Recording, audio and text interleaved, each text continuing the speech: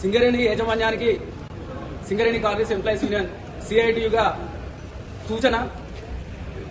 గత కొద్ది రోజులుగా ఎండలు బాగా మండిపోతున్న కారణంగా రాష్ట్ర ముఖ్యమంత్రి వర్యులు, మంత్రులు, శాసనసభ సభ్యులు ముక్తఖండంతో బాగా అవసరం ఉంటే తప్ప బయటికి రావద్దు, ఖచ్చితంగా ఎవరి ప్రాణాలకు వాళ్ళే బాధ్యత తీసుకొని ఇంట్లోనే ఉండాలని చెప్పి సూచిస్తా ఉన్నారు. కొన్ని సంస్థలు వర్క్ ఫ్రం హోమ్ కూడా విధించారు. అయితే ఈ గడిచిన 4-5 రోజులలో తెలంగాణ రాష్ట్ర వ్యాప్తంగా దాదాపుగా 20 మంది ఈ వడదెబ్బకు చనిపోవడం జరిగింది. మరీ ముఖ్యంగా అది అధికార లెక్కల ప్రకారంగానే అనాధికారిక లెక్కల ప్రకారంగా దాదాపు 40 మంది పైన చనిపోయారు. కాబట్టి మేము సిఐటిగా సూచిస్తూ ఉన్నాం. గతంలో చాలాసార్లు డ్యూటీ సమయాల్లో మార్పులు అనేవి జరిగినాయి. డ్యూటీ సమయాల్లో మార్పు చేయడం వల్ల కంపెనీకి ఏమాత్రం నష్టం జరగదు.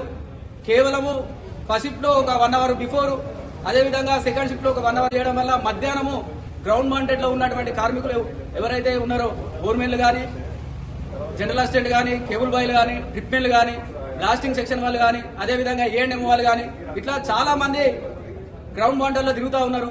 48 డిగ్రీల సెంటిగ్రేడ్ తోటి ఇక్కడ ఉష్ణోగ్రత ఉంటే లోపల దాదాపు 2-3 డిగ్రీలు ఇంకా పెరిగే ఉంటుంది. దాదాపు 50 డిగ్రీలు దాటిపోతా ఉన్నది. పిట్టల్లా రాలిపోతూ ఉన్నారు జనాలు. కాబట్టి సింగరేణి యాజమాన్యం దీనిపై దృష్టి సారించాలి.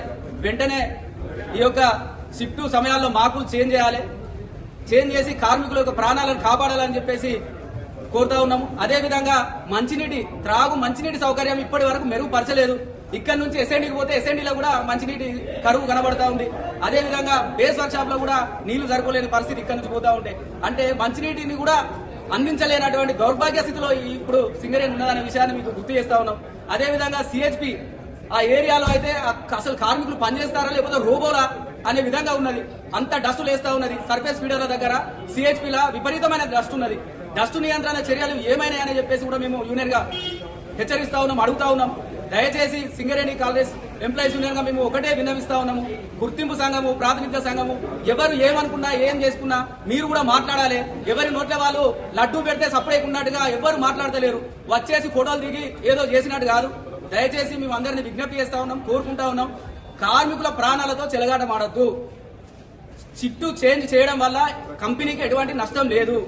ఇంతకు ముందు గత కొద్ది సంవత్సరాల కిందట నడిచింది. 45 డిగ్రీలు 44 డిగ్రీల సెల్సియస్ ఉన్నప్పుడే షిఫ్ట్ చేంజ్లు జరిగినాయి.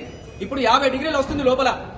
1 గంట సమయంలో చూస్తే 50 దాటిపోతా ఉన్నది. మిషన్లు కూడా బ్రేక్ డౌన్ అయిపోతా ఉన్నాయి. మిషన్లు కూడా ఓవర్ హీట్ అయ్యి నడుస్తలేవు. అంత పరిస్థితి ఉన్నా కూడా ఇంకా చలనం లేకపోతే అది చాలా మంచిది కాదు కంపెనీ కూడా. దయచేసి మేము ఒకటే హెచ్చరిస్తా ఉన్నాం. వెంటనే షిఫ్ట్ సమయాలు చేంజ్ చేయాలి. అదేవిధంగా రెస్ట్ షెల్టర్లు కానీ, అదేవిధంగా మంచినీటి సౌకర్యం కానీ, డస్ట్ నియంత్రణ చర్యలు చేపట్టాలని సింగరేణి కాంగ్రెస్ ఎంప్లాయీస్ యూనియన్ గా కోరుతా ఉన్నాం. Thank you.